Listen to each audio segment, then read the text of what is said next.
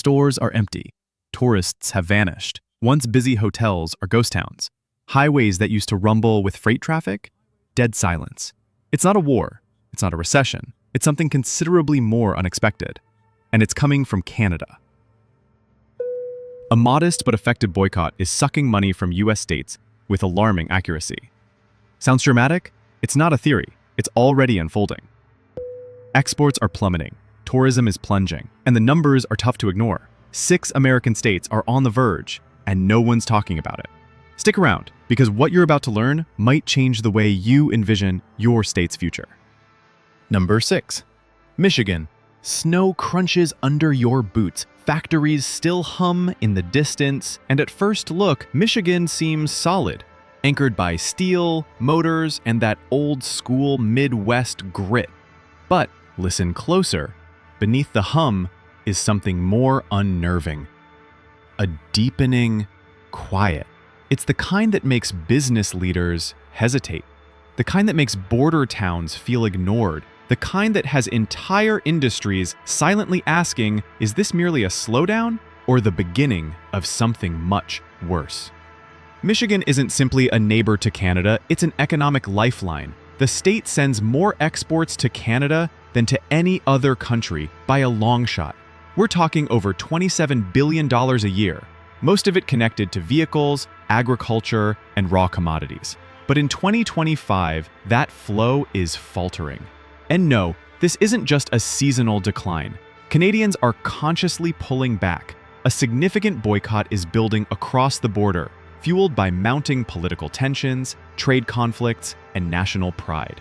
The reasons vary, but the impact is quite obvious. Cross-border trade has plummeted more than 12% since January. That's a significant deal, especially in locations like Port Huron and Sault Ste. Marie, where Canadian dollars formerly circulated like local currency. Now, small enterprises are feeling the pressure. Gift stores, eateries, small pharmacies, they're all seeing fewer Canadian consumers and revenues in freefall. And it's not just about foot traffic. Some Canadian manufacturers are questioning their long-time links with Michigan suppliers. Contracts? On hold. Projects? Frozen. Hiring plans? Canceled. And at the core of it all, Detroit. Detroit's resurgence has been one of America's most amazing rebuild tales. But a large chunk of that progress relied on smooth trade with Canadian auto plants, parts, and capital. That link is presently under threat. Even the slightest downturn might undermine the city's fragile recovery. Automakers are scrambling to broaden out their supply chains, but that kind of shift doesn't come cheap or fast. It comes with layoffs, delays, and real-world consequences. Here's the greater problem. Michigan's economy isn't merely built on commerce, it's built on trust. Trust that borders will stay open, that deals will hold, that good neighbors stay good neighbors. But right now, that faith is evaporating fast. Add to it growing corporate expenses, personnel shortages in crucial locations, and a housing market still dragging from earlier hits. And suddenly, Michigan's stability starts to appear unstable. Even in locations like Lansing and Grand Rapids, manufacturers are quietly raising red flags in earnings calls. Some are encountering delays in essential components from Canada. Others are quietly shifting operations further south, hedging against border uncertainty. And the public? They're picking up on it.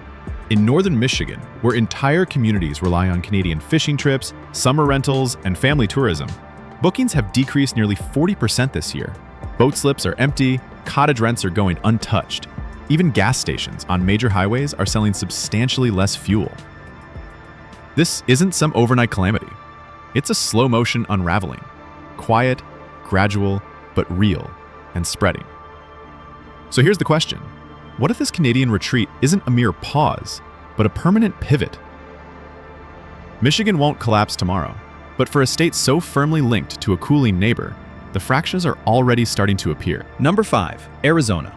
The skies still shine with those classic Arizona sunsets, and the desert stretches as far as the eye can see. But behind that beauty, something is shifting. RV parks are half empty, restaurants are closing early, and entire villages are left asking the same question. Where did everyone go? For years, Arizona has been a winter sanctuary for Canadian snowbirds. Nearly 1 million of people migrate here annually, not only for sunshine, but to rent houses, play the golf courses, visit clinics, and keep local diners buzzing.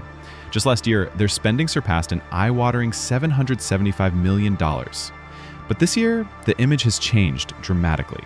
Canadian travel to Arizona hasn't simply slowed, it's plunged. Flights from Canada are down more than 70% compared to previous spring. And with the boycott gaining pace, this isn't a little dip, it's a full-blown crisis. So here's the actual question. What happens when a whole state builds part of its economy on foreign visitors, only for those visitors to cease coming? In towns like Yuma, Dale, and Apache Junction, the impact is already evident. Local businesses are experiencing their weakest spring season in nearly a decade. Some RV parks are barely filling half their slots. Clinics that cater to winter retirees are reducing back staff merely to keep the lights on.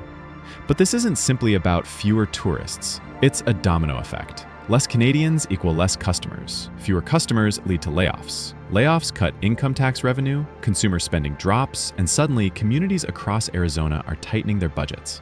That's a major damage for a state where roughly 10% of the GDP is driven by travel and tourism. Even a momentary delay in Canadian dollars may slash local tax income by hundreds of millions. And in rural areas, there is no backup plan. Now, before we go on to the next state, take a little moment to hit that subscribe button. That one click helps us delve further into stories like this, identify trends others overlook, and bring the facts to light. And trust us, what's coming next? It's even more disturbing. Back to Arizona. There's another key aspect here. Arizona isn't just popular, it's growing fast. But such expansion rests on one word: stability. If Canadian retirees stop showing up, if real estate demand cools, if local firms start folding, the state's progress grinds to a halt. And that's not a theory. It's already occurring. Smaller municipalities with substantial seasonal populations are watching tax revenues vanish. Local governments are secretly freezing spending. Tourism boards are scrambling to patch the hole, but so far it's not working. Here's the warning flashing in red. This isn't just a difficult year. If this boycott persists throughout the winter, Arizona could be staring potentially its worst tourism decline since the 2008 financial crisis. And for a state built on sunlight, stability, and snowbirds, that kind of collapse wouldn't just be seasonal. It would be structural. Number 4, Florida. Sunshine, palm trees, crowded beaches. At first sight, Florida appears like it's booming, but take a closer look and the fractures start to show. Quiet hotel lobbies, locked up beach rentals, and entire tourist towns holding their breath. Florida isn't only a vacation paradise, it's a tourism-driven powerhouse. And at the center of that engine, Canada. Last year alone, almost 3 million Canadians flocked into the state, spending hundreds of millions of dollars in hotspots like Fort Lauderdale, Naples, and Tampa Bay. But in 2025, the tide turned. Flights from Canada have plummeted, down more than 70%. Hotel bookings in free fall. And those familiar flocks of snowbirds, nowhere to be seen. The result? Businesses that rely almost completely on Canadian dollars, think condo rentals, coastal cafes, local clinics, are hemorrhaging money. In tourist-heavy areas where tax revenue depends on out-of-towners, local governments are scrambling. Budgets are being slashed, public projects delayed, and services pared back. And here's the worrying part. If this boycott sticks around, Florida could be set for its most devastating economic impact since the Great Recession. Because when the visitors go, Florida's economy doesn't just slow down, it starts to suffocate. Number 3, Illinois. The Chicago skyline still gleams. The highways still hum. On the surface, Illinois appears like a beacon of American strength, powering finance, railroads, and agriculture. But lean in a little closer. Then you start to notice the faint cracks appearing when your greatest neighbor begins to silently turn its back. Illinois doesn't just touch Canada, it's entwined with it. They share billions in trade, complicated supplier systems, and decades of commercial relations. In fact, Canada is Illinois' top export destination. Over 25% of total international trade, approximately $16 billion worth. Until now. In 2025, that relationship is cooling fast, and Illinois is already feeling the aftershocks. Let's start with factories. Illinois grinds out everything from heavy machinery to electronics to culinary products, much of it with Canadian clients in mind. Cities like Peoria, Decatur, and Rockford grew on those orders. But now, many of those orders are fading. A recent state export report shows Canadian-bound shipments are down roughly 11% this year. And this isn't simply a seasonal dip, it's the start of a pattern. Some Canadian corporations are citing economic uncertainty or political turmoil for halting deals. Others are more discreet, renegotiating contracts, delaying delivery, or buying from other US states that seem less controversial. Then there's the farms. Illinois is the nation's second-largest maize producer and a leading soy and meat processor. Canada has typically bought big, especially in animal feed and packaged commodities. But today, distributors are removing from Europe, South America, even closer to home competition. Canadian food imports from Illinois are down more than 13% this year. That slump echoes through rural towns, with grain elevators half empty and processing companies halting production, in places like Bloomington Normal and Quincy. And don't forget logistics. Fewer exports imply fewer trucks, fewer trains, fewer dock hands. The Port of Chicago, historically a go-to destination for products moving to Ontario and Quebec, saw container volumes suffer a precipitous plunge this spring. But here's the deeper story. It's not just about dollars, it's about confidence. Illinois firms are cautiously changing plans. Investment forecasts are dipping. Hiring in trade-related industries is slowing off. Some tiny enterprises which depended significantly on Canadian contracts are already cutting people off. It's not a startling crash, it's a steady unwind. Meanwhile, growing costs and inflation are squeezing harder. Cities like Springfield and East St. Louis face dwindling tax revenue, just as bills keep growing. Illinois' financial health was still rebuilding post-pandemic. Now, this new pressure is threatening to push it off track again. So pay attention. These danger lights are flashing. If the Canadian boycott continues and their money keeps drying up, Illinois could be heading toward long-term damage. Industries with no viable lifeline. A withdrawal that isn't loud or explosive, but insidious. One canceled order, one lost job, one vacant shipping dock at a time. Number 2. Indiana. From the outside, Indiana appears like the heartbeat of the American Midwest. Solid, steady, reliable. You see red brick industries, gleaming rail lines, and cities built on generations of hard effort. But peel down the surface, and something considerably less stable is taking shape. Quietly, and with practically no media attention, Indiana is becoming one of the most vulnerable states in this entire Canadian boycott tale. Let's start with the numbers. Canada is Indiana's largest international trading partner. By a landslide, nearly $12 billion worth of commodities move north every year, from auto parts and steel to pharmaceutical ingredients and industrial apparatus. That influx sustains tens of thousands of Indiana employment. But now, that lifeline is unraveling fast. The boycott isn't a rumor, it's already here. Orders are getting canceled, export quantities are falling, and sector after sector, Indiana's economy is starting to feel the pinch. Before we delve deeper into this story, make sure to subscribe. That one click helps us continue reporting on the stories no one else is digging into, like this one. And trust us, the last state on this list, it's the most exposed of all. Now, back to Indiana. Let's talk manufacturing. Indiana is one of the most manufacturing-dependent states in the US, with approximately 1 in 5 employment related to that sector. We're talking auto parts, medical equipment, airplane components, steel, you name it. And a significant piece of that heads straight to Canada. But in 2025, everything shifted. Canadian companies, especially in Ontario and Quebec, have started rerouting orders. Some are sourcing from Europe, others are choosing to buy domestically. A few are even shunning US contracts completely. Why? Because of political tensions, trade conflicts, rising transportation costs, and an increasingly strong Buy Canadian campaign among consumers. The result? Less demand for Indiana-made items. And when demand drops, factories don't just slow down, they cut back. In communities like Elkhart, Muncie, and Terre Haute, where entire industries hinge around 1 or 2 major plants, even a tiny disturbance is a significant problem. Machine shops are reporting a rise in canceled orders. Some mid-sized suppliers, companies that once thought they had bulletproof contracts, are being quietly discarded by old Canadian partners. And the data paint a clear picture. Indiana's exports to Canada are down over 9% just in the first quarter of 2025. It's not just about how much is being shipped, it's what's being shipped. High-margin items are being substituted with lower-value contracts, which chips away at wages, tax money, and even public service budgets. But there's another dimension to this, and it's just as serious. Indiana is also strongly committed in agriculture. Corn, soybeans, pork, all of it relies significantly on strong export markets. And Canada? It's one of the top 5 buyers of Indiana agriculture products. Now, their shipments are slowing too. At least 2 grain cooperatives in central Indiana have reported dramatic decreases in Canadian demand.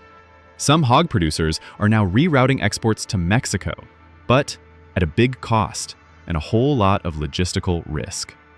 Behind closed doors, state leaders are getting anxious.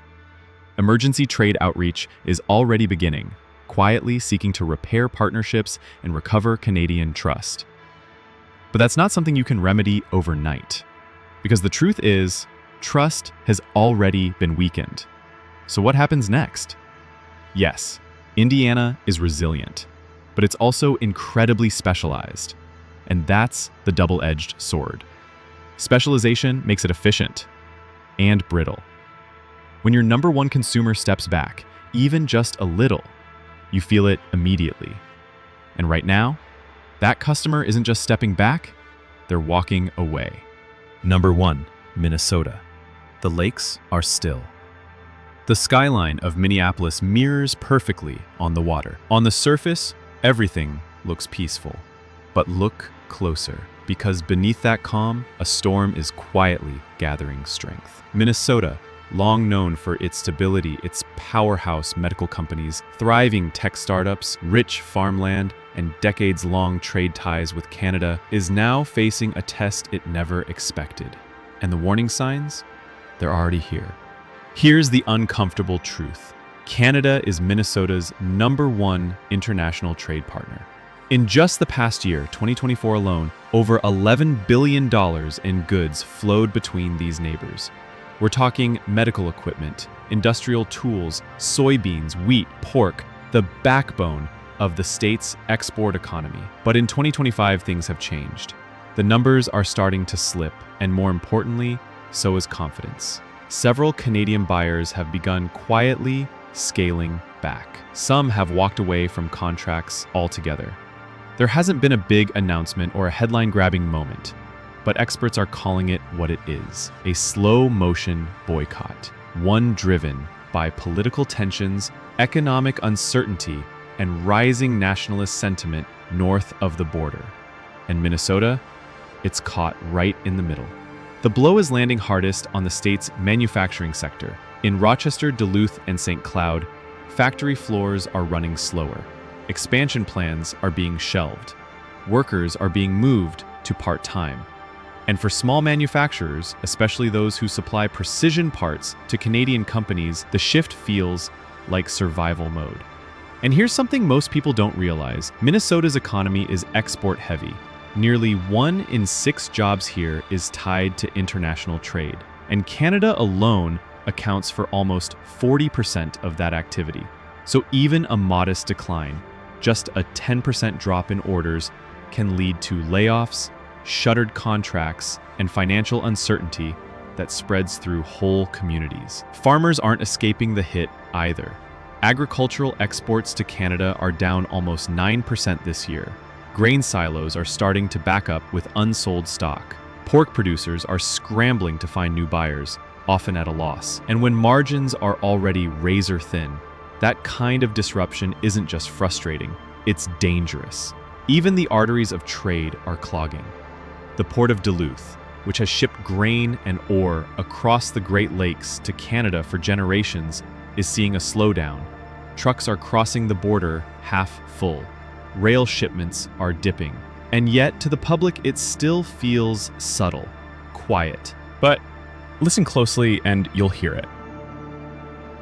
In small towns across the state, people are starting to ask, why are hours getting cut at the plant? Why is Main Street so quiet? Why is my neighbor out of work? It hasn't become panic, not yet. But the writing is on the wall. This isn't some dramatic crash. It's not a sudden collapse.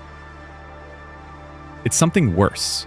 a silent recession, the kind that creeps in slowly, one missed order at a time, one factory slowdown here, one shipping delay there. It doesn't scream, it whispers, and by the time communities realize what's happening, the damage is already done.